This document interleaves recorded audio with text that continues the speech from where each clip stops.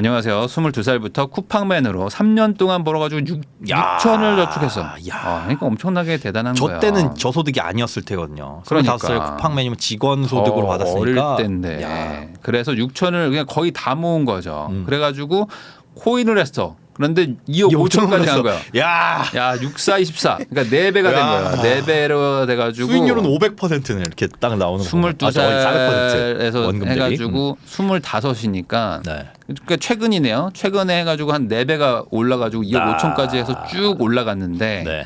코인은 위험하다 생각해가지고 또 잘 빠져나온 거죠. 주식으로 바꿨어. 4배 벌어서 주식으로 딱 나왔어요. 코인은 위험하다 생각하고 주식으로 들어가는 그래서 아니 왜냐면 코인 대비 주식은 훨씬 잔잔한 파도죠. 코인은 거의 뭐 태평양 한가운데에서 몰아치는 태풍 같은 거, 폭풍인 거고. 코인은 스카이다이빙. 코인은 막 이러고 이러니까. 주식은 그래도 좀 쉬잖아요. 잠도 자고. 코인은 24시간이니까. 그래서 21년도 당시 중국이 이슈가 많아서 많이 떨어진 상태라서 여기가 저점이다. 여기가 저점이다라고 해서 들어갔는데 거기서 마이너스 60%. 거기서 마이너스 60%여가지고 1억 정도 손실을 봤는데 그래서 여기가 아닌가벼. 나는 코인이구나 해서 코인 선물로 가서 여기서 만회한다 해서 들어가서 또 7천을 맞았고 1억 7천. 2억 5천 중에 1억 7천을 날렸으니까 한 1억 5천에 그러니까 8천이 되는. 한 7, 8천 정도가 된 거죠. 근데 이게 보통 이게 코스인 게 다른 데 옮겨가지고 60%면은 거의 절반을 날라간 거잖아요. 그렇죠. 절반. 이 절반 날라가면은 회복하려면 2배를 벌어야 되잖아요. 그렇죠. 2배를 벌려니까 이게 한 1년에 한 20% 벌어가지고는 한 4, 5년 걸릴 것 같잖아요. 그러니까 이걸 안 되겠다. 한 방에 벌어야겠다 하면 어떻게 하냐면 이제 레버리지 선물로 가는 거죠. 위험한 걸로. 선물 주식 선물로 가든지 코인 선물로 가야 되는데 내가 돈을 벌었던 게 코인이니까 코인으로 4배 벌었던 내가 코인 선물로 가면 어쩌면 10배에서 20배를 벌지도 해가지고 는 거죠. 그렇게 했다가 이제 7천이 날아가면서 이제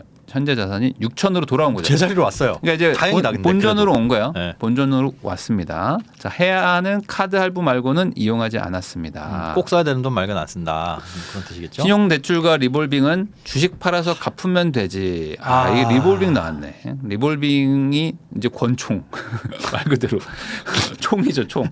내 머리에 이제 총을 대고 있는 느낌이라고 생각하시면 됩니다. 생각으로 계속 받은 결과 대출만 4,500만 원 정도. 그럼 잠깐만, 이 원금이 이제 거의 없는 상태가 됐네. 그렇죠. 까이고. 네, 차량은 그 전에 사두어서 차량에는 대출이 껴있지는 않습니다. 작년 8월에 쿠팡을 그만두고 23년 5월까지는 놀면서 올해 5월까지 놀고 카드값이 6천 정도 나와서 대부분 모은 돈이 없어요. 그러니까 이게 그만두고 한 거의 1년 정도 노신 거잖아요. 그러니까 이게 인생이 허망한 거죠. 그렇죠. 그러니까 되게 저는 이 코인 주식 이 시장이 지금 2030 젊은 분들 이런 분들을 망쳐놓은 게 뭐냐면 오히려 그때 마이너스를 봤으면은 막 10% 20% 보면 난 이런 거 안 맞아. 안 했을 텐데 이런 경험을 하신 분들이 간혹 있어요. 많죠. 혹은 주변에 내가 이렇게 진짜 그 떼약볕에 3년 동안 막 그 택배 나르면서 얼마나 힘드셨겠어요. 그럼요. 육체적으로. 근데 그렇게 해서 번 돈이 6천인데 코인이라는 것에 넣어놨더니 이거는 쫙 올라가니까. 뭐 공부 이런 것도 필요 없이 물론 이제 나름 그때는 공부하고 정보를 듣는다고 했겠죠. 근데 운이에요. 99.9% 운이 좋아가지고 이게 2억 5천이 돼버리니 4배가 뛰어버리니 5배로 올라가 버리니까 노동의 가치가 희석되거든요. 열심히 이렇게 일해서 뭐 하지? 그럼 현타도 오고 이거보다는 차라리 코인 주식 공부를 열심히 하는 게 낫지 않나라는 잘못된 방향으로 생각이 되다 보니까 많은 분들이 거기에서 돈 버는 걸 너무 쉽게 생각하는 이게 전 너무 안타깝더라고요. 6에서 25가 됐으니까 다음은 100이다. 그렇죠. 근데 여기서 플러스 신용으로 한 25 더 땡기면은 이제 200이다. 20억이 될 것 같은 뭐 이런 느낌이 막 들거든요. 우리가 고등교육을 받아서 저런 계산을 하게 되는 거야. 다들 학교에서 너무 공부를 수학 공부를 최소한 기본을 하니까. 그러니까 이렇게 해가지고 졸업하자. 인생 졸업이다. 딱 이 생각이 들면서 이제 가는 건데 그래가지고 결국에 모은 돈이 없어졌습니다. 다시 택배를 6월부터 시작해서 모아가려는데 현재 자산을 다 정리해서 대출을 갚는 게 맞는 걸까요? 아니면 주식이 오르길 기다려 볼까요? 자, 그러면은 지금 어쨌든 대출이 있는 상태예요. 네. 그래가지고 모은 돈이 없는 상태인 거죠. 주식은 들어간 거 이제 손절하기는 너무 네. 아깝고. 현재 차량도 있어요. 현재 네. 차량이 어쨌든 있습니다. 그러니까 지금 보니까 돈을 벌어 놓으셔가지고 차를 좀 사놓은 게 있어요. 그때 그래도. 잘 벌었을 때. 차량이 있어서 어쨌든 자산이 아예 없는 건 아닙니다. 일만하니 잘 안 타서 쉬는 날 일 때만 가끔 타는데 팔기에는 아까워서 못 팔고 있습니다. 차량도 파는 게 맞는 걸까요? 언젠가 다시 차를 사야 한다는 생각을 하면 손해 같기도 합니다. 팔아야 될 것 같은데 잘 안 타서 쉬는 날 타면은 예. 이게 감가상각이 계속 이게 떨어지고 있는 거잖아요. 늙고 어쨌든 있죠. 계속 얘는 가격이 안 탄다고 안 빠지는 게 아니니까 그러니까 저게 필요가 없으면 팔아야지 되는 거지 가지고 있는 게 오히려 아까운 일이 되는 거죠. 이렇게 되면. 네, 그래서 이거는 파는 게 맞는 것 같은데 안 탄다면 빨리 파는 게 맞죠. 자, 주거 상황 및 보유 차량을 보면은 거주는 고양시 단독주택에서 22평형에 살고 계시고요. 네. 포터 EV가 하나 있는데 요거는 이제 가지고 계시고 이거 현금 완납. 네. 네. 그리고 인피니티 Q60을 가지고 계신데 이것도 현금으로 가지고 이제 계시고 있고 그때 딱 수익률이 좋았을 때 아마 요거 다 사놓으신 것 같아요. 사놓으신 것 같아요. 자산을 보면 저축을 약 189만 원 정도를 하고 계신데 주택담보대출을 상환하신다는 거 보니까 이제 그 집을 가지고 계신 것 같아요. 신용대출도 이제 한 40만 원씩 상환하고 계시고 그리고 지출을 보면은 뭐 전기수도 등유 저게 네 단독주택에 사시다 보니까 등유를 이제 그 겨울에 난방비 네. 요번에 4월에 이사를 가셨대요. 네. 근데 겨울 난방비가 전주인한테 물어보니까 한 달에 40에서 50만 원이 나온다. 많이 나오겠죠. 그래서 그거 평균 내 가지고 저 정도 이제 관리. 와, 단독주택은 단독주택이 부자가 살아야 셉니다. 네.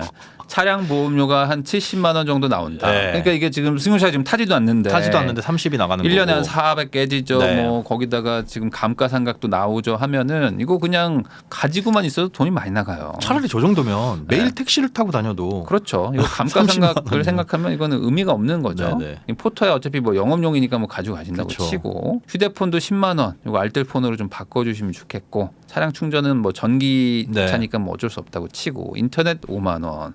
인터넷도 좀 센 것 같은데 네, 운전자 보험 5만 원. 저것도 그다음에 좀 세고요. 식비도 50만 원. 이것도 좀 적지 않은 것 같기는 이분이 합니다. 좀 혼자 사니까 뭐 아침 점심 저녁 그래도 이게 몸 쓰는 일을 하시면서 뭐 건강은 해치면 아무래도 안 뭐 되니. 사서 드시는 경우들이 많겠죠. 네, 그런 상황인데 자, 그럼 3천만 원을 못 모은 이유는 뭘까요? 주식의 하락이다. 저는 그렇게 생각하지 않습니다. 그거는 아닌 것 같은데. 자, 포기할 수 없는 소비는 뭘까요? 주식을 사모으기. 주식 사모으기다. 자, 그러면은 자산이 뭘까를 봤는데 자, 여기서 제가 눈에 확 들어오는 게 있네요. 포르쉐 계약. 이게 뭐야? 아니, 이해는 돼요. 이해는 돼요. 이해는 돼. 25살에 무슨 이해가 됩니까? 2억 5천을 가졌어요. 아니, 그리고 2억 5천 포르쉐가 2억 5천인데. 그러니까 2억 5천을 지금 가졌으니 나는 그게 불과 네. 3년 동안 벌어둔 6천은 가지고 이게 네. 2억 5천이 되는 게 뭐 30년 걸린 게 아니라 한 네. 1년 정도 안에 그렇게 됐을 거 아니에요. 1년, 2년 안에 됐죠. 그러면 이 1년 안에 6천이 2억 5천 됐으니까 2억 또 5천이 1년 또 안에 10억이 될 거고. 아무리 못해도 1년 안에는 5억이 될 거고 네. 뭐 한 1, 2년 안에는 한 10억, 20억이 될 거고 그렇죠. 이렇게 생각하면 그렇게 되면은 또 100억이 될 거고. 그러면 포르쉐 정도는 끌 수 있는 자산가가 된다라고 아마 희망회로를 진짜 거의 초전대처급으로 저항 하나도 없이 초전도체 플랜이네. 저항 없어. 상온에서 그냥 가는. 일만의 변수도 없어. 그러니까 주식은 계속 매일 상한가고. 그럴 이게 수 있어요. 약간 그 시크릿이네요. 약간 내가 계약금을 걸므로써 내 인생이 전화를 해봐야 되겠는데. 야, 근데 그렇게 하고 이제 중국 주식을 했고 이제 코인으로 해서 이제 주식으로 갔고 네. 단독주택은 이제 이것도 왜 샀는지 좀 한번 여쭤봐야 될 것 같고 그다음에 이제 주담대가 부모님이 이거를 대신 받으셔가지고 부모님께 상환을 하고 있는 거고 부모님한테 상환을 하고 있고 네. 왜 이거를 본인이 받아도 될 것 같은데 아마 저 주택이 대출이 안 나오거나 그런 문제가 있었던 것 같아요. 이거 단독주택을 왜 샀을까? 이것도 좀 궁금하고 여쭤보고 신용대출이 6%가 있고 리볼빙 1,000? 이거는 무조건 갚아야 되는데 무조건 갚아요. 저거 리볼빙은 진짜 눈덩이처럼 불어나서 네. 지금 저 포르쉐가 문제가 아니니까. 포르쉐는 중요한 게 아닌 것 같은데 제가 이거 한번 통화해서 네. 여쭤보도록 하겠습니다. 네, 여보세요? 네, 안녕하세요, 트로니님. 네네, 안녕하세요. 예, 저 여쭤볼 게 좀 많아가지고 빨리 전화 드렸습니다. 네네. 네, 우선은 그 코인 쪽에 이제 시작을 하셨었잖아요. 네네. 언제쯤 시작하신 거예요? 몇 년도쯤에? 그 6천만 원을 가지고 코인을 한 게? 이제 제가 이제 쿠팡을 처음에 이제 시작했던 이유도 네. 코인을 살려고 처음에 시작했었던 거였거든요. 돈을 모아가지고 빨리 사 모으자 해가지고. 22살에? 네, 그 코인은 한 17년도부터 했었어요. 엄청 빨리 하신 거네요, 그러면. 네네. 그렇게 해가지고 쿠팡을 시작해서 코인을 넣어가지고 그게 6천이 2억 5천까지 불어난 게 3년인 거예요. 네네. 그러면은 아예 그냥 코인에 올인을 하셨던 인생이었네요, 처음부터. 네, 그래서 이제 대학도 포기하고 이게 이제 이게 일것 같다 이래가지고 시작을 했었는데 네. 이제 다행히도 작년까지는 이제 성공이라 생각해서 이제 다 됐다라고 했다가 작년에 이제 확 무너져가지고 다시 이제 고민이 좀 많이 생겼습니다. 그렇구나. 네. 그러면은 중국으로 넘어갔던 거는 이제 더 이상 코인은 좀 아닌 것 같다라고 해서 갔던 거예요? 아니면 코인은 잠깐이지만 다시 또 부활한다라고 생각하신 거예요? 그때 이제 코인을 했었던 것도 이제 한 번은 더 가겠지라는 생각이었었고, 이제 한 번 갔기 때문에 이제 과감하게 이제 그만하자. 이렇게 눈물이다 코인은. 그만했었던 거였습니다. 근데 왜 다시 코인 선물로 가신 거는 역시나 좀 다시 한번 좀. 이제 코인 이제 고점이라 생각하고 이제 이걸 선물에서는 이제 내려가는 것도 이제 걸 수 있잖아요. 그래서 이제 내려가는 거에 걸었는데 생각보다 코인이 더 올라가가지고 네. 그랬군요. 그래서 다 날아갔습니다. 그러면 어떻게 지금은 이제 주식만 하실 건가요? 그러면? 네. 이제 코인은 이제 완전히 안 하시고. 네, 거의 이제 완전히 손을 뗐습니다. 그럼 근데 왜 중국 주식만 하세요? 그러면? 이것도 이제 코인이랑 약간 이제 비슷한 생각인데 저점이라 생각해서 들어갔습니다. 그치 누구든 저점이라고 생각하는데 그 저점이라고 생각하는 이유가 뭐였어요? 근거가? 요즘 또 중국도 요즘 상황 그렇게 좋지 않잖아요. 그러니까 상황이 이제 안 좋고 나쁜 뉴스가 많이 나와가지고 이제 더 이상 더 나쁜 뉴스가 나올 게 없다라고 생각하고 들어갔었는데 생각보다 계속 하나씩 계속 나오면서 점점 더 떨어지더라고요. 이거 어떡하냐. 그렇구나. 그러면 여전히 중국 주식을 많이 가지고 계신데 네네. 계속 중국 주식을 뭐 사 모으고 이러실 생각이신 건가요? 아니면 뭐 지금이라도 좀 정리를 할 생각이신가요? 지금 이게 제 생각은 이제 중국이 어쨌든 망하지는 않을 거라 생각해가지고 어쨌든 다시 반등은 오겠지라고 생각은 하고 있는데 지금 당장 대출이 너무 많다 보니까 이걸 갚아야 될지 말아야 될지 고민이 좀 많이 생겨가지고 그 단독주택도 한번 여쭤보고 싶은 게 단독주택을 왜 사시게 된 거예요 혹시? 일단 주변 시세보다 훨씬 저렴하게 주신다고 하셔가지고 그때밖에 기회가 없을 것 같아가지고 일단은 구매를 했습니다. 근데 단독주택이라는 게 사실 그 어떤 그 팔기도 쉽지가 않고 가격이 되게 저렴한 거 보니까 이제 뭐 땅이 뭐 크다거나 뭐 이런 것도 아닌 것 같은데 약간 좀 도심지에 있는 것도 아닌 것 같고 도심에서는 살짝 벗어나 있긴 한데 근데 젊으신 분이 왜 이걸 제가 이제 뭐 어디 도심에서 이제 좀 약간 복잡한 걸 또 싫어하고 살기에는 이게 위치가 저는 나쁘지 않다고 생각해서 산 거였거든요. 단독주택이 마당도 있고 뭐 이런 집이에요? 네네. 진짜 단독주택이구나 혼자 사는. 이게 전체적으로 제가 좀 들어보니까 그 다른 사람들의 어떤 취향과 이런 거라기보다는 이제 본인의 어떤 그 주관으로 약간 투자를 선택하시는 스타일이신 것 같아요. 왜냐면 단독주택도 땅의 가치나 이게 입지를 보고 이제 사면 뭐 괜찮을 수가 있는데 나는 좀 약간 사람들과 좀 떨어져 살고 싶다라는 거를 이제 다르게 얘기하면은 좀 외진 동네일 수도 있는 거잖아요. 다른 사람들은 또 싫어할 수도 있는 거니까 그 아무리 싸더라도 사실 매도나 이런 것들을 하기가 쉽지도 않을 수도 있고 또 외지다는 거는 개발 가능성에서 또 쉽지 않을 수도 있고 그러니까. 그냥 여기서 이제 쭉 계속 살려고 완전 생각하고 구매했습니다. 근데 그러기에는 우리가 또 자산을 많이 불려야 되고 앞으로 지금 할 게 많은 젊은 나이인데 왜 25에 쭉을 살아요? 아직 뭐 우리가 결혼하고 어디 가서 살지도 모르는데. 이 전세 시세 알아봤어요? 전세 시세 이거 전세 주면 얼마 정도 줄 수 있는지? 그 전에 살던 분이 5천에 얼마인가 들어오셨는데 그때는 리모델링 전이었어가지고 정확히 잘 모릅니다. 그래요. 그렇구나. 지금 시세가 얼마인지는 뭐 이게 단독주택이라는 게 시세가 없으니까 공시가 정도는 아세요? 뭐 땅값이라든지 공시가가 없어요 건물에. 그래요? 네네. 그래도 표준 뭐 저기 그래도 시가는 나올 텐데요. 중개사들이 뭐 말하는 뭐 기본 최소한의 뭐 땅값이라든지 뭐 공시지가라든지 뭐 이런 거라도 있을 거 아닙니까? 그래서 이제 부동산에서 알아봤었는데 네. 부동산에서도 이 건물에는 가치가 이게 잡을 수가 없는 건물이었다고 아, 오래됐어요? 하셔가지고 건물이 되게 오래된 거예요? 제가 알기 한 4-50년 됐어요. 아, 중개사를 네네. 끼고 하셨어요? 아니요, 중개사 안 끼고 했어요. 직거래로. 네네. 갑자기 너무 지금 너무 성급하게 뭘 결정하면 안 돼요. 항상 어? 아직 나이도 어리시기 때문에 싸게 줬다는데 싸게 준지 알 수가 없잖아요. 맞잖아요. 댓글에서 누가 문화재라고. 이게 이제 제가 알기로는 어. 이게 농가형 주택이어가지고 아. 이게 딱지를 팔 수 있대요. 집 딱지를. 그게 시세가 대충 2억 정도로 들었습니다. 아 그래요. 대출도 안 나왔나 봐요. 네. 부모님한테 빌린 거 보면. 네. 안 돼요. 대출이 안 나오는 건 이거 시세를 평가할 수 없다는 거고 결국은 그게 토지담보대출 아니면 안 나온다는 거잖아요. 네네. 이거는- 앞으로 잘하면 돼요. 네. 앞으로 잘하면 되고 네. 리볼빙은 갚읍시다. 네, 지금 이제 다음 달부터 월급 들어오는 대로 이제 갚을 예정입니다. 우선 포르쉐 계약금을 해지하면 리볼빙 반 갚을 수 있잖아요. 포르쉐 계약금 왜 남겨놓은 왜 거야? 남겨놓는 거예요? 그 이제 제 마지막 희망이어가지고. 아니야. 아니요. 포르쉐 그 모형을 사세요. 포르쉐 네네. 모형을 하나 사가지고 네. 집에 갖다 놓으면 돼요. 이거 계약금 네. 취소하면은 다 받아요? 다 받죠. 네네, 100% 다 받는 걸로 알고 있습니다. 빨리 받아가지고 그래. 리볼빙 반 갚읍시다. 저거 그래. 14% 이자 주고 있을 이유가 없어요. 그래서 나중에 또 네네. 계약하면 되잖아요. 예. 포르쉐는 본인이 순자산이 한 20억 되면 그때 계약합시다. 네.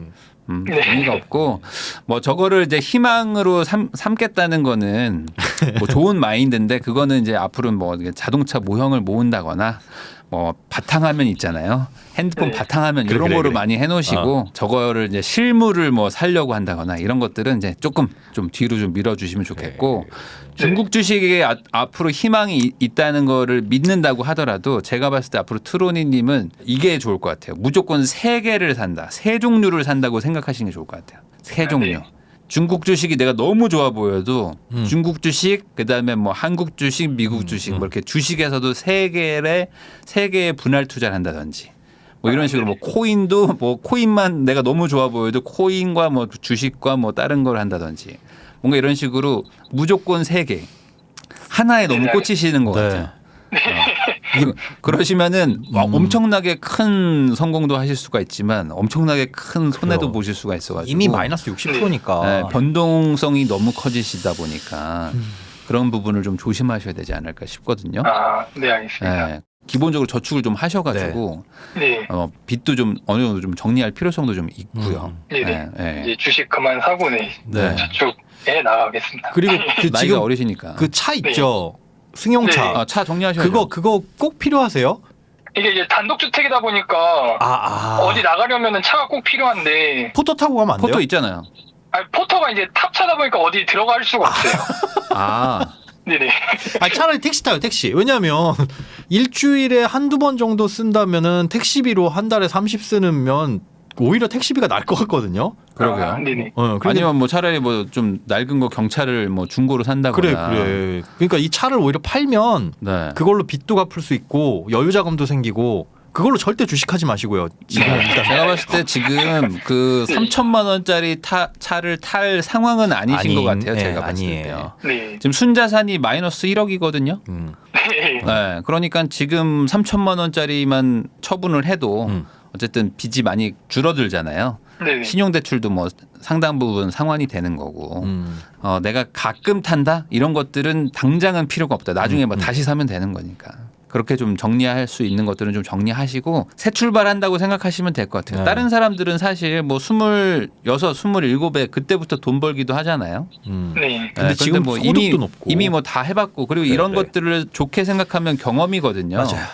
경험을 해보신 거잖아요. 네네. 경험을 해보신 거니까 이 경험들을 잘 정리를 하셔가지고 중요한 건 경험을 한 게 중요한 게 아니고 경험에서 내가 무언가를 배우는 게 중요한 거거든요. 네, 맞습니다. 내가 지난 거에서 어떤 것들을 잘못했는지를 잘 정리하셔가지고 네. 다음에는 잘해야지를 생각하시면 되는 건데 지난번에도 내가 잘했으니까 이번에도 똑같이 해야지만 안 하시면 됩니다. 네. 네. 그러지만 않으면 돼. 그러니까 예전에 포르쉐를 계약금을 계속 남겨놓으면 그대로 내가 또 하려고 한단 말이에요. 그러니까 네. 지난번 거를 어느 정도 좀 정리하고 끊고 새로운 길을 간다라고 좀 생각하시는 것도 좋을 거예요. 네. 그리고 저는 긍정적인 게 일단 지금 소득이 높다. 그런데 다만 걱정은 뭐냐면 이 소득이 장기적으로 올라가지는 않을 거예요. 그렇잖아요. 이게 뭐 주 6일, 주 5일 이렇게 일하는 걸 진짜 주 7일 일한다고 해가지고 소득이 조금 찔끔 올라가겠지만 직장인으로서 10년, 20년, 30년 이렇게 일하면서 500에서 월급이 1000, 1500 이렇게 올라가는 거랑 다를 테니까 장기적으로 봤을 때 조금 더 장기적인 일을 할 수 있는 것들도 한번 찾아보시고 젊다고도 부르기 애매할 정도로 어려요.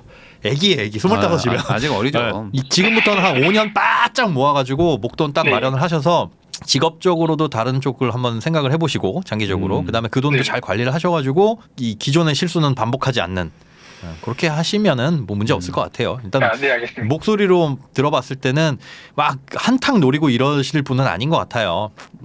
그죠? 네. 네. 알겠습니다. 그 집도 한번 좀 시세도 좀 한번 조사도 해보시고 뭐 팔 수 있으면 또 다른 사람들한테 한번 팔아보시는 것도 좋을 것 같아요. 여기서 네. 평생 살려고 생각하지 마시고 네. 한번 정리할 수 있으면 또 정리해가지고 또 다른 집도 한번 알아보시고 그렇게 좀 지금에 있는 것들과의 어느 정도 좀 이별을 좀 해서 새롭게 다시 시작한다 이렇게 정리하시면 될 것 같습니다. 네, 알겠습니다. 네, 오늘 또 연락을 해주셔서 감사드립니다. 네, 네, 감사합니다. 네. 네, 고맙습니다. 첫 번째 사연자입니다. 이 알바몬 닉네임이 벌써 딱 뭔가 알바를 엄청 많이 하실 것 같은 네. 느낌이신데 이게 한두 개 하시는 게 아닌 느낌이죠. 만 26세 남자고 미혼이신데 직업이 아르바이트예요. 네. 그러니까 지금 알바만 하고 계시는. 아, 근데 소득이 300이에요. 그러면 알바를 꽤 하시는 거죠. 꽤 하는 거죠. 꽤. 그런데 월 저축액이 신기합니다. 뭐냐면 고정이 20만 원이고 나머지 190만 원을 올 주식에 주식. 그냥 올인하시는 분인데 이게 이제 결과가 어떨지 한번 같이 보면 좋을 것 같습니다. 자, 볼게요. 안녕하세요. 부산에 거주하는 만 26살 미혼 남자입니다. 과거 군 입대 한 달 전에 이게 자취보증금을 빼가지고 주식을 했구나. 이게 아무래도 이제 군대에 들어가니까 보증금 이제 돌려받아야 되잖아요. 그래가지고 그 받은 돈 가지고 뭐 할까 할 때 이때 저도 군대 갈 때 주식으로 돈을 묻어놓고 가긴 갔었거든요. 아, 초장기 투자를 해야 되니까. 지금은 핸드폰을 막 주지만 예전에는 핸드폰을 안 주잖아요. 그쵸. 그리고 이제 연락할 방법이 없으니까 장기 투자에 묻어놓고 가긴 했었는데 강제 장기 투자. 네, 지주회사에 하나 넣었다가 이제 재미를 좀 봤었어요. 그래가지고 주식에 막 빠지고 막 했었는데. 근데 지주회사로 돈 벌기가 쉽지 않은데. 그때가 이제 막 지주회사가 이제 막 이제 시작되는 막 그런 분위기가 좀 있었어가지고 그때 제가 LG에다가 한번 투자했었다가 아주 한 3-4배 올랐어요. 한 2년 동안. 그러니까 제가 그때 막 주식에 막 미쳐 있었죠. 근데 이분도 아마 그런 느낌으로 한 게 아닌가 싶기도 한데 처음 주식을 했는데 아니네. 가기 전에 3일 만에 1,300만 원 빚이 어떻게 생기는 거지? 그러니까요. 이거 이따가 한번 여쭤봐야 되겠네. 그래서 빚을 진 채로 군대로 도주하였습니다. 뭔가 시작부터 좀 강렬하네요. 네, 그 군대 안에서 돈이 복사된다는 비트코인을 알게 되었고. 돈이 복사된다는. 그러니까 이게 돈도 복사가 되는데 빚도 복사가 되는 게 비트코인 아니겠습니까? 그러니까 이게 유동성이 높다라는 게 결국에 돈 복사가 된다는 건데 이게 너무 한쪽 면만 보시는 게 아닐까. 조금이나마 빚을 줄여보겠다는 마음으로 돈을 빌려서 투자해요. 이게 가장 최악의 그런 선택 중에 하나인 것 같아요. 그러니까 돈을 빌려가지고 투자해서 잘 되면은 본전, 안 되면 이제 빚이 이제 2-3배가 되는. 네. 그래서 또 1,000만 원을 빚지게 되었습니다. 정신 차려보니까 군대에서 제대하였고 저는 23.9살에 1,500만 원 정도의 빚이 있었습니다. 1,500이 사실 24살에 1,500이면 큰 돈이긴 한데 엄청 크죠. 엄청 또 크게 느껴지죠. 길게 생각하면 엄청나게 큰 돈은 아니거든요. 맞아요. 나중에 가면. 네. 근데 이 돈을 이제 갚으려고 생각을 하시고 이제 그때부터 이제 열심히 사신 것 같아요. 네. 이렇게 살면 안 되겠다고 생각해서 아주 잘 생각하신 네. 거죠. 그래서 빚 청산을 목적으로 거의 모든 시간을 일에 치중했습니다. 저 때는 저 정도 빚이 있으면 큰일 나는 줄만 알았습니다. 그래서 현재 하고 있는 일은 11시간이 넘게 주 5일 택배를 하는데 네. 저녁에서 아침 새벽을 하시는 거예요. 네. 야, 그러면 이게 야간 일인데 쉬운 일은 아닌데. 그렇죠. 엄청 피곤하시고 저 네. 짐 분류하는 게 뭐 택배 상하차냐고 여쭤보니까 상하차는 아닌데 그 안에서 이제 사람만 할 수 기계적으로 안 되는 네. 뭐 짐을 안에서 이제 옮기고 분류하는 하는 게 있구나. 뭐 스티커 붙이고 그런 게 있대요. 그거를 하고 주 하루는 또 편의점 주말 야간을 하세요. 그러니까 네. 평일에는 새벽에 이제 일을 하시고 하루는 뭐 토요일이든 일요일이든 야간을 뛰고 네. 주 2, 3일은 7시간 피자 배달을 하시면은 그러니까 11시부터 요 가기 전에 네. 와. 그럼 거의 안 쉬는 거네. 뭐 쉬는 시간이 없죠. 쉬는 시간이 없네. 네. 거의 잠만 잠자는 시간 자고 빼고. 나머지는 다 일만 하시는데 네. 이렇게 하면은 몸도 많이 좀 안 좋아지실 것 같고 이거는 심각하게 많이 일을 하시는 것 같은데 네. 이렇게 잠잘 틈도 없이 열심히 살다 보니까 빚은 금세 사라지고 어느덧 돈도 좀 쌓였습니다. 문제가 생겼습니다. 어느덧 돈만 생각하다 보니까 제가 짠돌이 끝판왕이 된 것 같습니다. 그래서 돈이 있는데도 불구하고 친구한테 밥 한 끼도 안 사게 되고 저한테도 안 쓰게 되더라고요. 이게 뭐 나쁜 건 아닌데 이건 나쁜 건 아닌데 현재 제법 돈도 모았다고 생각이 되는데 아직도 밥은 편의점 밥만 먹습니다. 어떻게 하면 좋죠? 저는 여자친구도 사귀고 싶은데 이런 모습 때문에 주변에 여자가 없는지도 모르겠어요.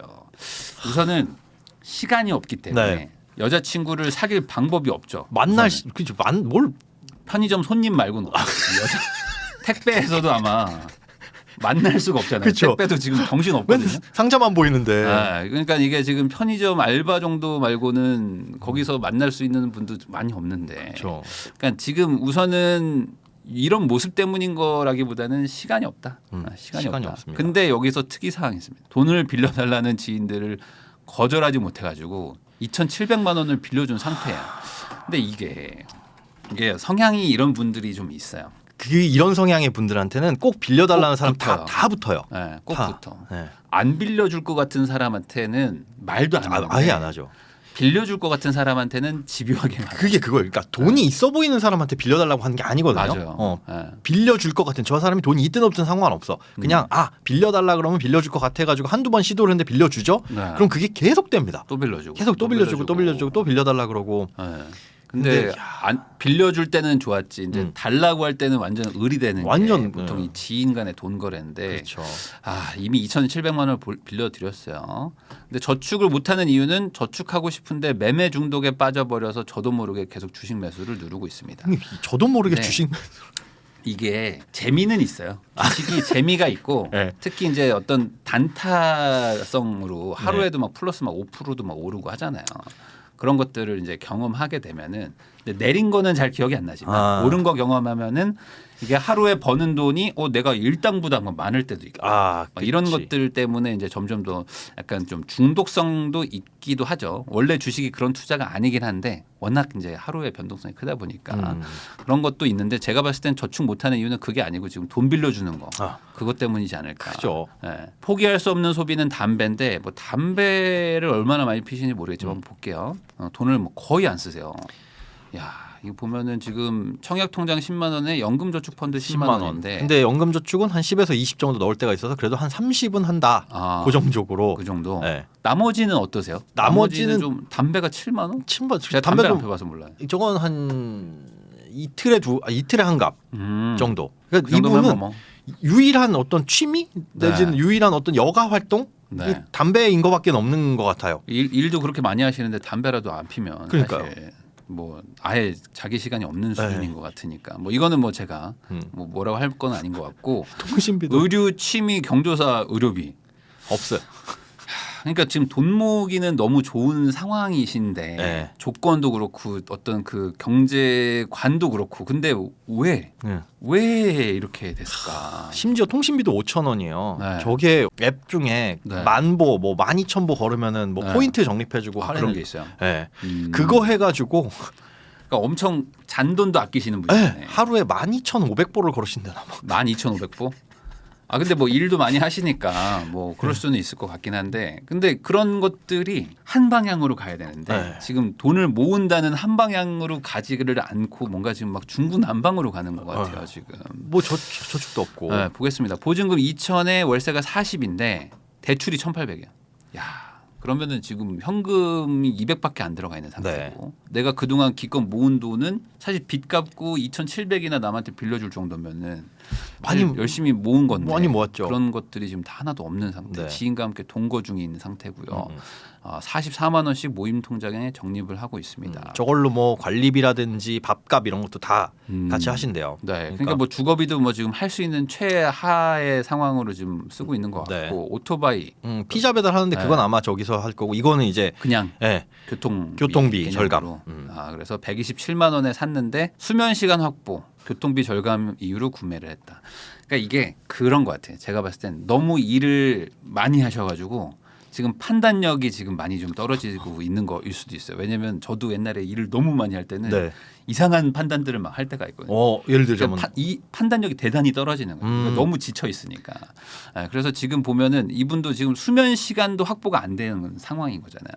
그러다 그쵸. 보니까 지금 뭔가 나 교통편도 왜냐면 또 퇴근 시간도 막 너무 막 늦거나 너무 이르거나 이르거나 막 출근 시간도 늦고 막 하시고 네. 막 이럴 수도 있으니까 그러다 보니까 이제 판단을 이제 하신 것 같은데 그러니까 이게 지금 일을 너무 많이 하세요. 너무 많이 하는 것 자체부터 우선 좀 줄여야 될 거예요. 그렇죠. 소득이 월등하게 높은 일들이 아니잖아요. 그런 것도 또. 아니에요. 이게 하루에 쉬는 시간, 잠자는 시간도 쪼개가면서 일을 하는데 월 300이라고 한다면 그 300만 놓고 보면 그렇죠. 적지 않은 돈인데 네. 이분 나이에 시급으로 비해서 생각하면은 지금 많은 편이 아니란 말이죠. 네. 그래서 지금 이 상황을 좀 해결을 할 필요성은 좀 있는 것 같습니다. 네.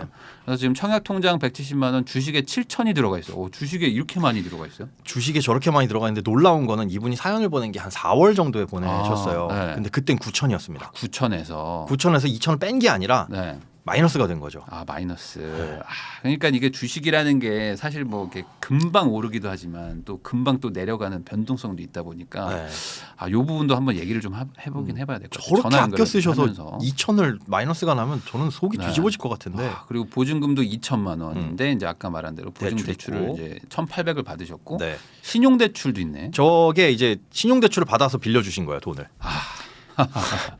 대출을 받아서 왜냐하면 지금 주식에 다 물려 있으니까 저걸 뺄 수는 없으니. 그러니까 신용 대출을 받아가지고 남을 빌려줬다. 그러니까 이게 저도 참 이해가 안 되는데 네. 내가 돈이 없으면 돈 없어 못 빌려줘라고 할 텐데 왜 그러신지. 근데 이런 거는 좀 한번 여쭤봐야 될 것 같아요. 이게 사람마다 또 성향과 또는 이유가 또 다를 수도 있으니까 제가 한번 좀 여쭤보면서 또 얘기를 좀 나눠보는 게 좋을 것 같습니다. 네, 안녕하세요. 저희가 그 사연을 좀 읽어봤는데 혹시 방송을 보시고 계신가요? 네, 보고 있습니다. 네. 그러면은 지금 뭐 댓글 창에서 좀 쓴소리를 좀 해야 된다. 이런 분들이 좀 계세요. 네. 그리고 이제 저도 이제 제 동생이라고 생각하면은 걱정되는 부분들이 좀 여러 가지가 있는데 우선은 네. 주식에 돈을 엄청 많이 넣고 계시잖아요. 번 돈을 거의 다. 네, 이거를 계속 하실 생각은 있으신 건가요?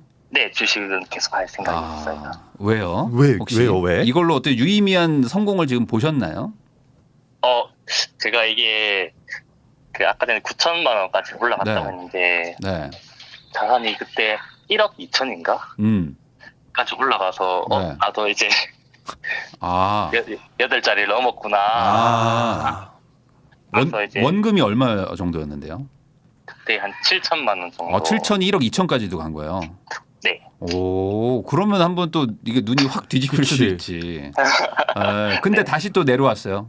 네, 지금 마이너스 1,200인가? 네, 그까지더라고요. 총 스코어는 어떻게 되세요? 플러스예요, 마이너스예요? 지금 그래도 플러스입니다. 그래요? 그러면은 뭐 주식을 뭐 플러스로 유지하고 있다고 하면은 뭐 나쁜 건 아닌데 변동성이 좀 큰 거에다가 투자를 하고 계신가 봐요. 변동성이 그렇게 크진 않아요. 그래요? 네. 뭐에 그래도 넣고 계세요? 저 지금 네. 그 ETF에 투자하고 있어가지고 ETF 쪽에서도 뭐 어떤 종류가 있을 거 아닙니까? 그 BDRY라고 네. 항만 운임지수 따라가는 네, 그 투자 제품 하고 있어요. 혹시 왜 그쪽에 굳이 뭐 하시는 이유가 있나요? 지금 항만 운임료가 너무 많이 싸졌다고 생각해서 네, 그리고 이제 중국 리오프닝하면 네. 이제 철강석이랑 이런 것들 많이 들어갈 거라 생각하고 네, 투자를 나름 하고 그 확신을 가지고 공부도 좀 네. 하시고 지금 투자를 하시는 거라고 보면 될까요? 네. 근데 이제 4월 달 대비 지금은 이제 한 거의 20% 가까이 좀 하락을 한 거잖아요. 네. 9천에서. 네. 그래가지고 제가 좀 변동성이 너무 큰 거에다 투자하고 계신 게 아닌가 뭐 이런 걱정이 좀 됐는데. 갑자기 쭉 빠졌어요. 그러면 앞으로도 계속 그 방향으로 계속 밀고 나가실 거예요? 왜냐하면 제가 이제 걱정되는 부분은 일을 너무 많이 하시는 것 같아요. 네. 네, 그래가지고 우선 기본적으로 시급 자체가 높은 일이 아닌데 일을 너무 많이 하시면 몸도 많이 좀 상할 뿐만 아니라 장기적으로 내가 소득이 막 쭉 늘어날 수 있는 그런 직업군이면 좋을 텐데 그게 좀 아닌 것 같아서 좀 걱정돼가지고. 네. 제가 지금 뭘 해야 될지 잘 모르겠어요. 근데 아, 제가 학과는 사회복지학과인데 네. 그 돈이 안 되는 그쪽도 좀 직업이어가지고. 박봉이죠. 네. 네. 근데 일자리를 알아보시려면 뭐가 알아보고 공부하고 준비하는 시간이 필요한데 지금 그런 시간이 전혀 없죠. 그럴 만한 준비할 수 있는 시간이. 네, 준비할 수 있는 시간이 전혀 없어요. 네, 그래서 제가 봤을 때는 지금 저축률은 상당히 높으셔가지고 지금 오히려 좀 일을 뭐 한 개 정도는 좀 줄이시고 내가 좀 미래에 좀 내가 그 소득이 좀 늘어날 수 있는 그런 직업군을 우선 좀 만들려고 노력을 하시는 게 좀 더 먼저가 아닐까 생각이 좀 들거든요. 네. 저도 그때 막 커피 많이 먹어가면서 막 일하는데 몸을 오히려 혹사시키는 게 좀 뭐랄까 좀 어느 순간 너무 익숙해지고 네, 그럼 되게 멍하게 살고 막 그러는 게 있거든요. 아, 맞아요. 네, 네, 지금 딱 맞습니다. 그런 상황이실 것 같아서 좀 걱정이 이게 계속 못 하고 이거 평생 못 하거든요. 그러니까요. 잠깐은 할 수 있는데 몇 년은 할 수 있는데 가다가 완전히 그냥 놔버리게 됩니다. 이게. 지금도 일하고 계세요 혹시? 예, 지금도 일하고 있어요. 무슨 지금은 무슨 일 하시는 시간이에요? 지금 피자 배달하고 있는 시간. 아이고. 그 배달하시는 시간에 잠깐 또 짬내서 전화를 하시는 거구나. 근데 왜 일을 다 이렇게 알바만 하세요? 조금 더 시급이 좀 높은 일들을 하실 수는 없을까요? 시급이 높은 일들이 별로 없더라고요. 그래요. 제가 지금 할 수 있는 직업 중에 지금 조금 더 몸이 고생스럽더라도 시간당 몸은 좀 더 고생스럽더라도 돈을 좀 더 벌 수 있는 일들이 없나요? 하루에 열 몇 시간씩 일하시면서 300만 원이 많은 건 아닌데 그 부분을 좀 찾을 필요는 있을 것 같아요. 뭐 좀 몸이 좀 더 네. 힘들더라도 이거 3개 하는 것보단 덜 힘들 것 같거든요. 제가 봤을 때. 지금 주말도 없이 막 거의 일만 하시잖아요. 네, 정말도. 그래서 어떤 뭐 자격증이 필요하시면 자격증 공부를 하시든지 아니면 뭐 아까 말씀하신 대로 사회복지 쪽으로 가실 마음이 없으시면 어떤 뭐 기술을 배우신다든지 뭔가 이런 쪽으로 하셔가지고 경력이 쌓이면 돈을 더 받는 그런 일을 빨리 찾으셔야 될 것 같아요. 그게 네. 기술이 됐든 뭐 사무직이 됐든 뭐가 됐든 그렇죠. 간에. 기술직 같은 거. 근데 이런 걸 준비하려면 알바봉님 일을 한두 개 정도는 그냥 하나만 하시더라도 소득이 확 줄더라도 굳이 지금 이게 소득이 준다고 반토막 난다고 해서 생활이 안 되시는 거 아니잖아요. 쓰는 게 없어가지고. 그러니까요. 돈을 아예 안 쓰시잖아요. 네. 네. 그러니 지금 소득을 좀 포기하더라도 조금 더 이 경력이 쌓이거나 좀 장기적으로 뭔가 할 수 있는 일들을 찾으시는 게 장기적으로는 훨씬 좋지 않을까. 네. 그러니까 저도 지금 그 한 100만 원을 덜 벌더라도 그 100만 원 버는 시간을 좀 아끼셔가지고 그 시간에 뭔가 내가 아까 말한 뭐 기술을 배우시든지 뭐 자격증을 따든지 뭔가 그 미래를 위한 투자를 하셔야지 지금 이대로 가시면은 사실 이거는 언제든지 대체가 가능한 그러니까요. 그런 직업만 하고 계신 거잖아요. 네. 네. 그러니까 이대로 가면은 이도저도 아니게 될 수도 있어서 좀 걱정이 되는 부분이 좀 있습니다. 네. 네. 그리고 목소리가 너무 착하다 다들 지금 이러고 계시는데 그게 느껴지나 봐요. 왜 2,700이나 빌려줬어? 죄송합니다. 죄송할 건 없죠. 아니 죄송할 건 아닌데 사람을 죄송하게 만들어. 아니 죄송하라고 한 소리인 것 같기도 한데 왜 나쁜 사람 만들어요? 죄송합니다. 제가 죄송합니다. 그렇게 말하니까 또 제가 죄송하네요. 근데 누구한테 빌려줬어요? 아는 지인한테. 지인이 친구예요, 동갑 친구예요, 뭐 아는 뭐 일하다가 만난 분이에요, 누구예요? 일하다가 만난 사람도 있고. 뭐 여러 명 아니야? 여러 명한테 빌려줘요? 몇 명이에요? 지금 3명이요. 3명이요. 네. 그 돈을 받는 방법에 대해서 혹시 뭐 이렇게 법적으로 좀 이렇게 찾아보시거나 뭐 이렇게 도움을 구해 보신 적 있나요? 아니요. 아직 줄 때 되면 주겠지 않나. 아니야. 그렇지 않아. 빌려준 지 제일 오래된 분이 몇 년 됐어요? 지금 한 1년 반? 1년 반. 그동안 네. 혹시 뭐 이자나 뭐 약속한 대로 잘 주고 있나요? 네, 대출 받아서, 신용대출 받아서 준 거는 매일매일 이제 따박따박 매달 매달. 주더라. 네. 이자랑 이런 거 받고 있어요? 네네, 그대로. 이자도 받아요? 이자는 안 받고, 원금만?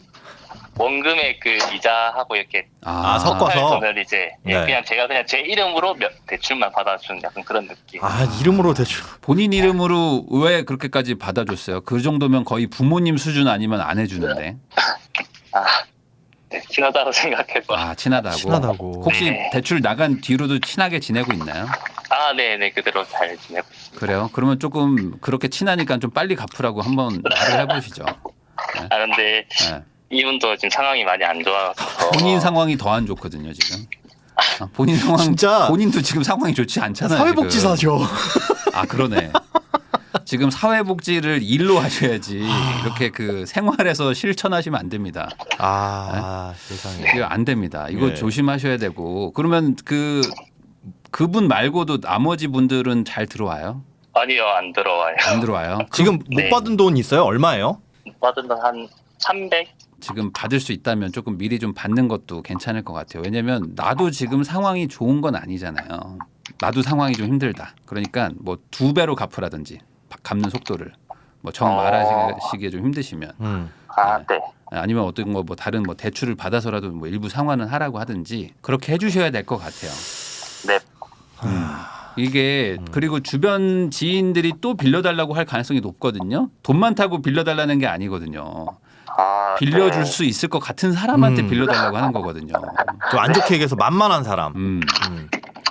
그러니까 본인이 지금 이렇게 계속 가시면은 내가 열심히 몸 고생하면서 돈 버는 거를 남한테 빌려주고 있는 상황. 네. 그거는 원하시지 않으실 거잖아요. 네. 아니 근데 이렇게 돈 모으셔가지고 뭐 하실 생각이세요?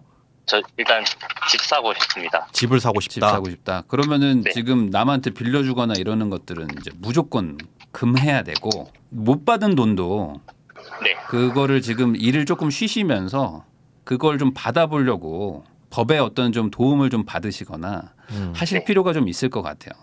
네, 이게 알겠습니다. 달라고 하면 안 줄 목소리거든요. 제가 봤을 때 목소리가 나 돈 좀 줘 그러면은 안 줄 것 같아. 제가 봐도.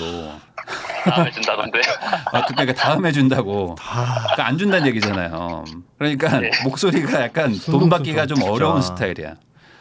네. 그러니까 법적으로 좀 하셔야 될 것 같고 그렇게 했을 때 화내잖아요. 그러면은 잘 됐다 생각하고 인연을 끊으세요. 돈 빌려갔는데 화내는 사람 치고 좋은 인연인 사람이 없어요. 맞아. 어찌 보면 사람에 대한 믿음이 아직도 남아 있으신 것 같기도 한데 그것도 이번 기회에 한번 깨보는 것도 인생을 길게 봤을 때는 도움이 될 것 같기도 해요. 조금 장기적으로 하실 수 있는 일을 올해는 꼭 찾아보셔라. 네. 그거부터 시작을 해야 뭔가 여자친구도 만나고 결혼도 그리고 그럴 것 같아요. 저희가 그 제니퍼 룸이라는 그 가전제품 축하드립니다. 에서 한 50만 원 상당의 제품을 보내드릴 예정입니다. 그래서 그거 관련해서 뭐 받으셔가지고 사용을 하시면은 그래도 조금 도움이 되지 않을까. 힘내시고 네. 직업을 좀 많이 바꾸시길 좀 바라겠습니다. 직업을 좀. 알겠습니다. 이렇게 사연 보내주셔서 감사드리고요. 통화도 해주셔서 감사드립니다. 네, 감사합니다. 네. 너무 착한 게 느껴지네요. 그러니까 순둥순둥. 이게 여러분들도 돈 빌려달라는 건 당연히 이제 안 빌려주시겠지만은 네. 이게 아까 말씀드렸다시피 금융기관에서 못 빌리니까 개인한테 빌리는 거거든요. 근데 그런 분들이 끝까지 못 겪게 되면 결국은 뭘 찾냐면 회생 같은 거 찾습니다. 개인회생. 네.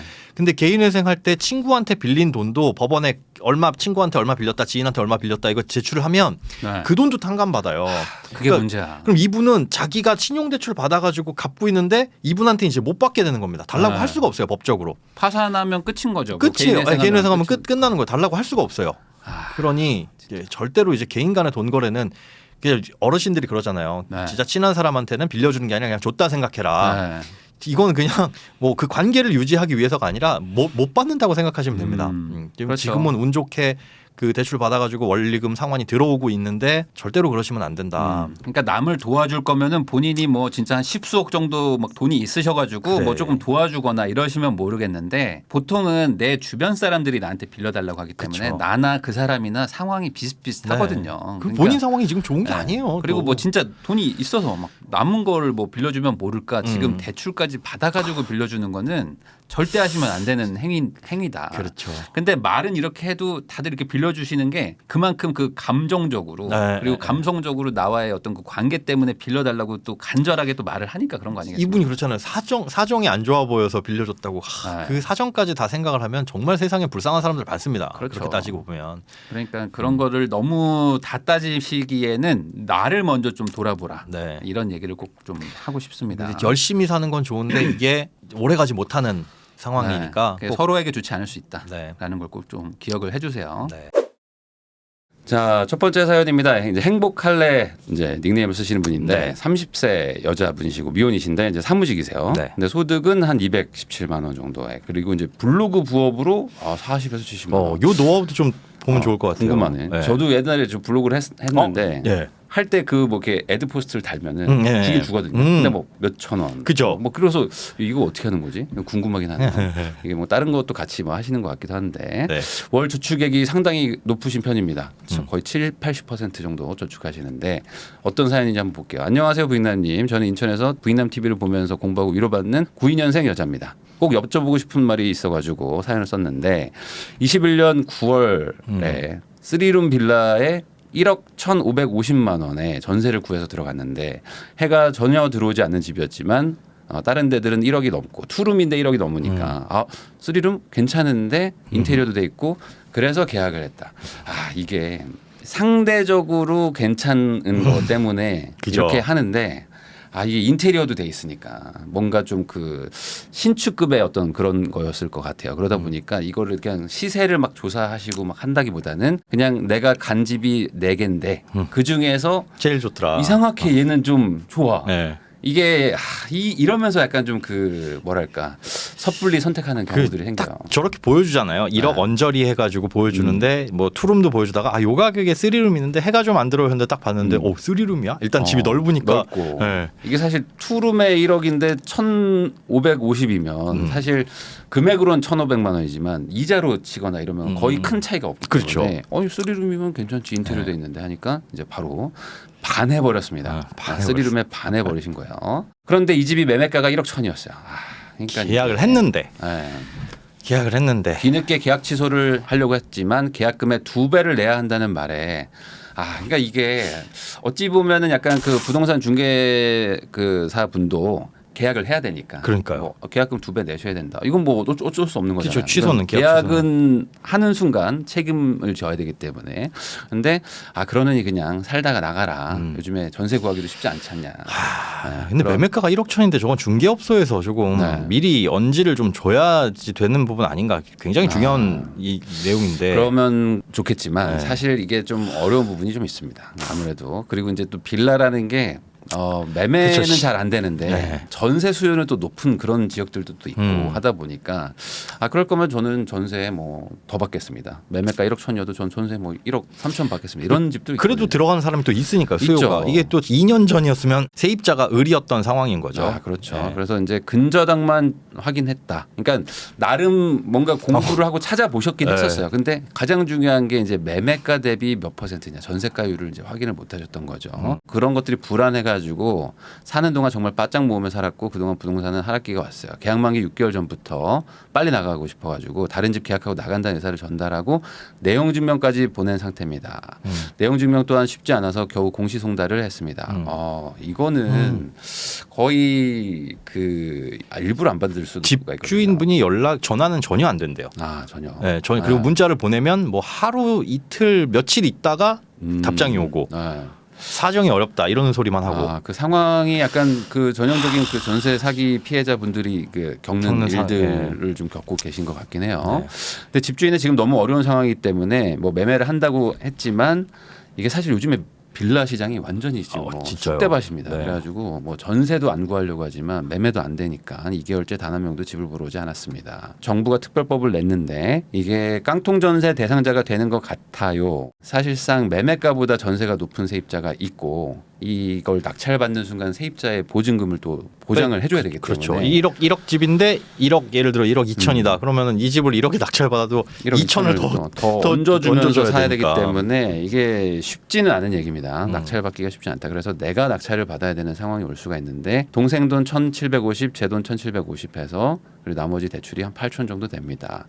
그래서 이 전세 사기 피해자가 경매로 낙찰을 받으면 최우선 변제금을 뭐 저금리 무이자 대출 해준대요. 해주고 뭐 무이자 대출 해주는 게 있죠. 그래서 지금 이 전세 사기 피해자 대상이 되면 좋겠다. 그래서 강의도 듣고 뭐 이렇게 해보셨는데 아파트의 소유권을 얻고 싶은 게 이제 그 바람이라고 네. 깨달으셨다고 하는데 지금 상황에서는 어느 순간 빌라에 전세 들어갔다가 빌라 소유자가 돼버릴 수밖에 그렇죠. 없는 이런 상황이니까 여러모로 지금 좀 답답하실 것 같기는 해요. 그래서 지금 집이 전세가 9,500 정도 대출이 있고 월 이자는 사실 뭐 싸긴 싼데 요거는 지금 새로 얻으신 집입니다. 아 이건 새로 그러니까 동생하고 두 분이 같이 살고 있는 이 집에서 네. 이제 문제가 생긴 거고 아 그러네. 그리고 이분이 여기서 이건 동생 명의로 계약했어요. 그 네, 문제의 네, 집은. 네. 그리고 이분이 나와가지고 새롭게 다른 집을 계약하고 그런 이 사연자분 명의로 계약을 한 거죠. 네. 그다음에 동생은 거기에 전입 신고를 유지한 상태에서 네. 계약력은 갖춘 상태에서 뭐 그렇죠. 짐도 놔두고요. 임차인이니까. 네. 본가에 내려갈 일이 있어가지고 네. 본가에 지금 내려가 계시고 동생은. 아. 그래서 저 집 문제 지금 두 개네요. 네. 네. 문제의 전셋집은 빈집 상태로. 네. 빈집인데 집만 이렇게 남겨져 있는 상태. 계약력은 유지가 되고 있어요. 네, 그리고 아직 그렇죠. 9월이니까 그리고 이분은 지금 1번 집에서 살고 계시고 아. 그래서 저 문제 2번 집을 낙찰을 받아야 되냐 어떻게 해야 되냐 이런 일들이 사실 너무 많아요. 지금 점점 더 일어나고 있어서 그래서 어떤 절차를 밟아가야 되는지 뭐부터 해야 되는지 모르시는 분들도 많이 계시더라고요. 네. 그래서 우선은 기본적으로 이 상황에서 이제 계약 만료가 돼야 됩니다. 계약 만료가 되면 그때 돈을 못 받았다는 거를 이제 뭐 임차권 등기라는 게 있는데 뭐 그런 것들 등기하시고 이제 경매를 또 이제 내가 쳐야 됩니다. 이거는 뭐 신청자가 채권자가 이제 본인이기 때문에 그냥 신청하시고 그러면 이제 뭐 한 6개월에서 한 뭐 7, 8개월 정도 지나면서 이제 경매가 시작되는데 이게 낙찰받기가 현실적으로 다른 분이 누가 받아주면 모를까. 그렇죠. 만약에 그렇게 낙찰을 받으시더라도 네.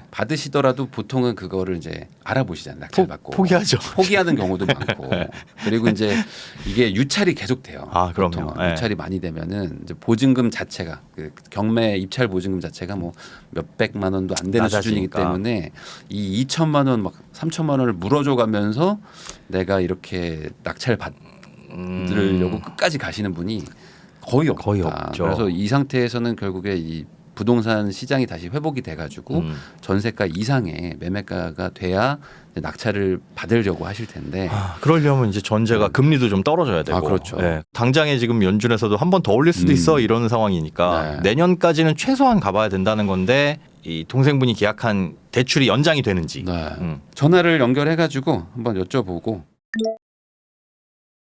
네, 안녕하세요. 행복할래님 맞으시죠? 네. 아, 네. 우선은 목소리가 그래도 좀 뭔가 밝으신데요, 그래도. 네.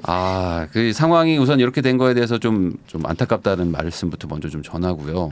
네네. 그 투룸을 보다 보니까 이제 쓰리룸에 그냥 확 그냥 눈이 간 거죠, 처음에. 네, 맞아요. 이게 보통 이제 중개사 분들도 아무래도 이제 이 쓰리룸이 마지막 집이었나요? 본 집 중에? 네. 약간 이게 빌드업 같은 게 좀 있거든요. 아무래도. 거기에 딱 앞에 거 2개 좀 3개 좀 안 좋게 좀 깔고 마지막에 또 좋은 집 보여드리면 또 약간 혹하는 것도 있기 때문에 그러셔서 하셨을 것 같기도 한데 지금 그 집을 나오셨어요? 어쩔 수 없는 네. 상황이었나요? 그게 빨리 그 집을 떠나고 싶은 것도 있었고 네. 중기청이라고 해서 네. 중기청이 80%랑 100%가 있는데 100% 매물은 제가 원하는 시기에 구할 수 없다고 생각을 그럴 수도 해서 있어요. 네, 그래서 계속 보고 다니다가 100%가 나오자마자 계약을 했어요. 저기 뭐냐면 이제 대출이 이제 100% 되는 네. 게 있고 80% 되는 게 있는데 네. 100% 되는 매물이 딱 나오니까 이거 지금 아니면 못 잡겠다 그 생각에 잡으셨는데 그래서 본의 아니게 집이 2개가 됐네요. 네. 전셋집이. 그러면 동생도 지금 새로 이사 가신 데로 오실 건가요? 네, 그러면 말 그대로 그냥 이사를 위해서 먼저 가신 거네요. 네, 네, 맞아요. 그러면은 어떻게 하고 싶으세요? 이거를 지금 낙찰을 받아야만 되는 상황이라면 낙찰을 받으실 수밖에 없는 구조거든요. 근데 지금 또 계약을 또 다른 데를 하셨으니까 네, 이게 이걸 낙찰을 받으시면 네. 여기는 세입자를 주실 거죠. 네. 세입자 주고 문제는 이게 대출이 이만큼 나오냐 이 낙찰을 받을 때 그 네. 부분인데 네. 이게 시세가 얼마로 평가를 되는지 좀 혹시 주변에 나와 있는 거 매물은 얼마 정도예요? 비슷한 집이? 봤는데 네. 한 1억에서 9천인 것 같아요. 근데 잘 모르겠어요, 사실. 네. 하기사 이 빌라 시세 조사가 좀 쉽지는 않거든요. 그렇죠. 네. 근데 요즘에는 빌라가 또 전세를 또 맞추기가 요즘 또 상황이 또 그렇게 좋지는 않아가지고 여러모로 뭐 낙찰을 받고 난 이후에 또 나는 전세 주겠다 이런 생각이 있을 수도 있겠지만 그게 또 쉽지 않을 수도 있어서 들어가셔야 되실 수도 있어요. 아주 현실적으로 말씀드리면. 이게 그 원래는 전세 사기 특별법에 해가지고 낙찰을 받을 생각이었는데 네. 왜냐면 낙찰을 안 받으면 피해 금액이 어느 정도일지도 감도 안 오더라고요. 네. 그래서 그러려고 했는데 어제 막 조사를 해보니까 이게 특별법이 계속 갱신이 돼가지고 5월 달에는 무자본 갭 투자가 피해 대상이 됐었는데 네. 지금은 또 아닌 것 같더라고요. 그러니까 전세 사기의 의도가 있는 경우라고 써 있는데 의도가 있는지 좀 없는지는 애매하게 돼 애매해요, 있어요. 애매해요. 네. 그 네. 애매하게 돼 있어서 뭐 신청하고 뭐 이렇게 뭐 뭐랄까 뭐 나름 평가를 받아가지고 네. 뭐 대상자에 뭐 넣어준다 안 넣어준다 뭐 이런 게 있긴 한데 그런 거랑 상관없이라도 어쨌든 이걸 해결을 하긴 해야 되잖아요. 네. 해결을 해야 되기 때문에 이거는 결론만 말하면 낙찰을 받기는 받으시는 게 그 손해를 좀 그나마 좀 줄일 수 있고요. 그래서 네. 낙찰 받으셔서 들어가서 사시면서 우선은 상황이 좋아지길 기다리고 그 다음에 이제 매각을 해서 전세금을 최대한 회수하는 쪽으로 아마 이분이 그 상환 능력이 없으실 가능성이 높고 그냥 추정하는데 연락도 잘 안 되고 하는 걸 봤을 때 돌려줄 의사가 별로 없을 수도 있거든요. 네. 네, 그런 상황에서 지금 또 새로운 집을 계약을 하셨으니까 경매가 한 7개월에서 8개월 뒤면은 이제 낙찰을 또 받아야 돼요.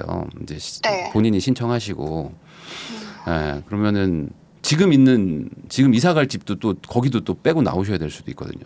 네, 맞아요. 네, 그런 상황이어가지고 이게 동생명이니까 그건 어떨까요? 동생분이 일단은 그 전세 사기 피해 대상자가 되는지 일단 신청부터 우선은 해보고 신청해야죠. 신청해보고 당연히. 네. 된다 그러면 뭐 저리 대출이 되는 거고 안 되면은 그냥 일반 대출을 받아야 되는데 네. 대출 받아서 동생명의 분이니까 동생명의로 사셔서 여기다 세입자를 전세 세입자라도 아니라도 뭐 월세 세입자로 소액임차 보증금 수준 이하로 네. 맞춰서 하는 거는 뭐 어떨까요? 월세로라도 맞출 수는 있다면? 있는데 네. 굳이 이렇게 두 집을 운영을 하셔야 될 필요가 있을까? 저는 이제 그런 네. 거는 좀 고민이거든요. 그러니까 기존 집이 그냥 싫어서 나오신 거지 거기 거주하셔도 상관은 없는 거죠. 어떤 그 직장이나 뭐 이런 것들에. 네, 상관은 없는데 빚이 안 들어오니까 그런 것 때문에. 네, 이게 상황도 안 좋은데 빚도 못 보고 이러니까 좀 네, 우울하고. 그래서 집이라도 그냥 옮기자. 왜냐면 둘 다 중기청이니까 이자가 네. 저렴하잖아요. 두 개 네. 다 해도 20 얼마 정도니까. 네. 네, 그래서 나왔었어요. 근데 낙찰을 받고 나면 이제 그때는 네. 이야기가 달라지죠. 네. 낙찰을 받게 되면 고민이긴 한데 네. 일단 지금 생각으로는 뭐 월세를 20만 원, 30만 원 뭐 이런 걸로 해도 되니까 좀 저렴하게라도 빼고 네. 지금 이사 간 집이 그래도 생활하기에는 훨씬 나으니까 거기서 살다가 이제 이 집도 만기가 되잖아요. 네. 그러면은 그때는 다시 돌아가는 걸로는 시나리오를 생각은 하고 있는데 거기서 이제 삐끗할 수 있는 게 이제 대출이 생각만큼 안 나온다. 그래서 그래서 낙찰 금액에서 또 내 네. 돈이 들어갈 수도 있거든요. 물론 이제 피해자로 이제 선정이 되시면 상관이 없지만 뭐 네. 대출이 나온다고 하니까 근데 이제 뭐 만약에 선정이 안 된다고 하면은 또 네. 현금 한 20-30% 또 있으셔야 되거든요. 세금이랑 이런 것들 때문에. 그래서 그 돈도 뭐 준비를 또 따로 하셔야 될 수도 있고. 네네. 네. 그래서 뭐 저는 뭐 가능하면은 뭐 물론 아까 말씀하신 대로 상황이 안 좋긴 하지만 그 집으로 그냥 들어가시는 것도 뭐 우선 비용을 좀 절감하면서 네. 낙찰 받고 그다음에 좀 거주도 아예 그냥 하실 수 있는 방향으로 가는 게 맞지 않나 생각은 해보거든요. 네네, 알겠습니다. 낙찰을 안 받을 수 있는 방법이 있냐 뭐 이런 것도 궁금하실 수도 있을 것 같은데 네. 아까 저희가 방송에서 잠깐 언급했지만 낙찰을 안 받기는 좀 어려울 수는 있을 것 같아요. 네. 그 다른 분들이 이렇게 시세를 조사를 안 하는 것도 아니기 때문에 네. 시세 조사를 하는 것도 있고 또 요즘에 또 빌라가 또 워낙 또 상황이 안 좋아가지고 낙찰도 별로 이렇게 경쟁률도 막 높지 않고 그래서 여러모로 그냥 이거는 본인이 낙찰 받고 나중에 매각할 수 있는 쪽으로 생각해 보시는 게 좋을 것 같긴 합니다. 그쪽이 가장 베스트일 것 같아요. 네. 네, 궁금한 게 이게 전세 사기 피해자로 해가지고 저금리 대출을 받을 때 네. 100%가 나오긴 하는데 네. 낙찰가액의 100%래요. 네네. 그러면은 이게 유찰을 시키지 않는 게 나은 건가요? 대출을 많이 받기 위해서. 근데 유찰이 돼도 입찰가를 높게 쓰면은 네. 그건- 아니 근데 뭐 의미가 별로 없는 게 네. 어차피 이게 지금 전세 세입자이시잖아요. 그렇죠, 그렇죠. 그러니까 내가 받을 돈을 뭐 어차피 그분한테 받는 거를 이제 서로 그냥 뭐죠? 갑자기 상계 처리하고 막 이런 거기 때문에 퉁친다는 네, 표현이 머릿속에 제일 퉁치는 거기 때문에 그냥 이거는 뭐 낙찰가는 뭐 크게 뭐 의미는 의미는 없어요. 없어요. 사실 의미는 없고 본인이 뭐 돈을 내거나 뭐 그런 거는 아닌데 네. 이제 전세금을 받는 대신에 집을 받는 거다. 이렇게 생각하시면 되니까 내가 1억 1,550만 원 주고 이 집을 산 거죠, 그냥.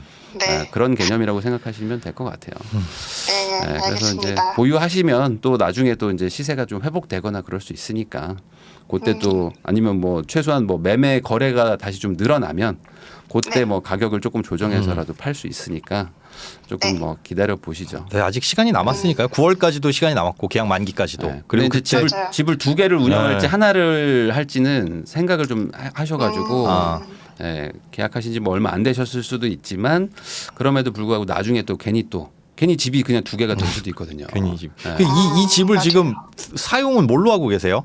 네, 그 택배 받는 용도로만 쓰고 있고 택배 받는 용도. 아, 네, 거의 그렇죠. 안 가요. 안 가. 한 번 정도만 가서 택배 까고. 택배 까고. 거의 한 경매 이런 거 하고 뭐 세입자 맞추는 데까지 거의 1년 정도 걸릴 거기 때문에 네. 그거 계속 비워둘 수는 없잖아요 또. 예, 그- 그런 것도 좀 고민을 해보셔야 되니까.